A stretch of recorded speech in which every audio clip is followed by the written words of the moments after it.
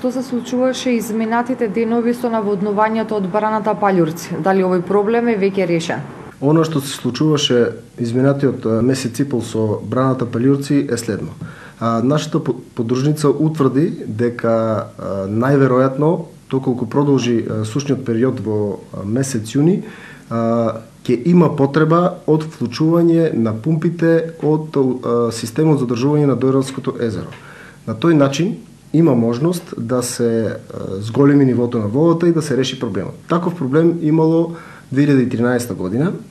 Тогаш тој проблем владата го решила за 24 часа. Ние веќе 24 дена чекаме некаков официјален одговор и го немаме. На 13 јуни ова година испративме писмен допис до Министерството за животна средина дека има потреба од вклучување на пумпите. Јас апелирам да смогнат сили, не заради АД Водостопанство или заради мене или заради некој друг, или заради... Ова не е политичко прашање. Ова е прашање на екзистенција и јас апелирам да се најде начин, не мора нас да ни информират.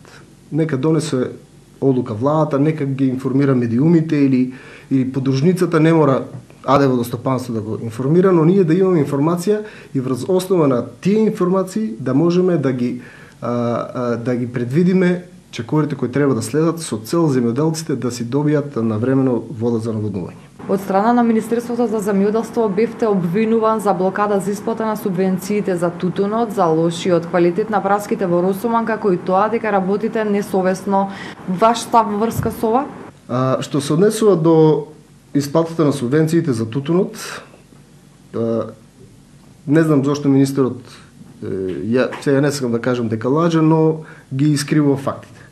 Значи, ние бевме на еден состанок кој тој го свика, таму бев јас, тој и уште 5 луѓе. На кој што јас пред сите кажав дека ние немаме пристап до системот. Односно, нашите подружници немаат пристап до системот и не може да ги аџурираат податоците. Тогаш тој предложи, значи на негов предлог, луѓе од АД Водостопанство, односно од подружниците и луѓе од подрачните единици, бидејќи тие имаат само пристап до системот, заедно да ги внесуваат податоците. Министерот постојано се обидуваше да наметне вина врз нас дека ние не ги аџурираме податоците, дека правиме блокада. И сега јас ќе ве прашам како може да правиме блокада кога немаме пристап до системот. Ова е барање од нас да ни се дозволи пристап до системот пуштено на 23.6. Немаме одговор.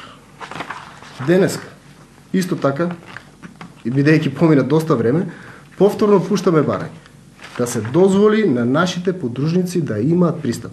Сега кога ќе треба да се исплаќаат другите мерки, тој може пак да се повика дека АД Водостопанство не ги ажурира податоците, а како да ги ажурираме кога не ни дават пристап? Оваа година имаше големи проблеми со откупот на праските, на бостанот имаше проблеми со откупот на краставиците. Владата донесе мерки за помош во износ од 6 денари за откупен килограм праски за приработувачките капацитети. Каков е ефектот од оваа мерка или дали може да се примени во другите култури? Па, она што јас можам со сигурност да го потврдам е дека да беше ВМРО да помене на власт, проблемот со праските ќе беше решен за 5 дена. Значи, има начин како да се реши. Наместо да се повторно бараат виновници, кои што со барање виновници не се решава проблем. Се решава со отварање на пазари и барање, бидејќи е низок квалитетот на праските и тоа е факт. Минатата година праските беа прва класа 25 денари, другите беа 7 денари, оваа година е 2 денари. Значи катастрофа. Можеше да се најде решение, но треба да се работи и треба да се знае. Треба да се види каде може да оди таа праска како така наречена индустријска праска. Не може вие со седење во канцеларија или не знам каде да најдете решение. Не се наоѓа решение така. Плюс тоа, 6 денари. Дали имат ефект? Да видиме дали и колку се откупени од преработувачки капацитети. Дали преработувачките капацитети откупуваат и колку е нивниот капацитет за откуп и преработка. Што се однесува до другите култури, краставиците веќе се стабилизира цената, бидејќи во шпицот таа дојде до 2 денари. Тогаш не најде за сходно владата да се обиде да го релаксира пазарот.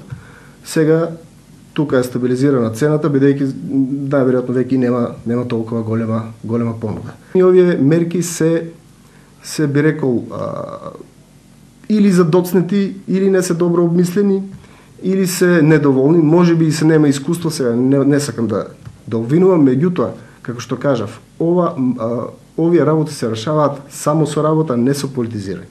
И затоа убеден сум дека нема ефект од тие мерки или има многу мал ефект. Значи многу мал ефект. Очекувате ли да се подобри ефикасноста на Министерството за земјоделство во наредниот период? Она што јас го очекувам е тоа што се случува до сега е во најголем дел напади на ВМРО ДПМН, понижување, бидејќи тоа се случува постојано, закани и така натаму, значи работи кои се надвор од земјоделието. Не, она што не го очекувам е тие да се фатат за работа. А јас се надевам дека грешам. Се надевам дека ќе смогнат сили, сега доаѓа пченицата. Ќе дојде и грозјето. Грозјето, лисната маса не е баш како што треба. Значи, тие треба се да предвидат. Имаме увоз на српско брашно, кое што, ако отидете сега тука близу некаде Врање и во Скопје исто српско брашно, во Македонија е поскапо, а имаат трошоци за транспорт, увоз и така натаму. Значи, има многу работи кои што не се решаваат со обвинување. Ова, како што кажав, не е ниту култура, не е ниту, не знам, нешто кое што е... Оваа се живи луѓе. Тука мора да се концентрира Министерство за земјоделие и ако треба да побара и помош од претходните гарнитури, не мора тоа да биде јавно, не мора тоа да биде не знам што, но мора да најде начин. Има луѓе во Министерството кои биле вработени во периодот на ВМРО ДПМН и кои ги знаат решенијата.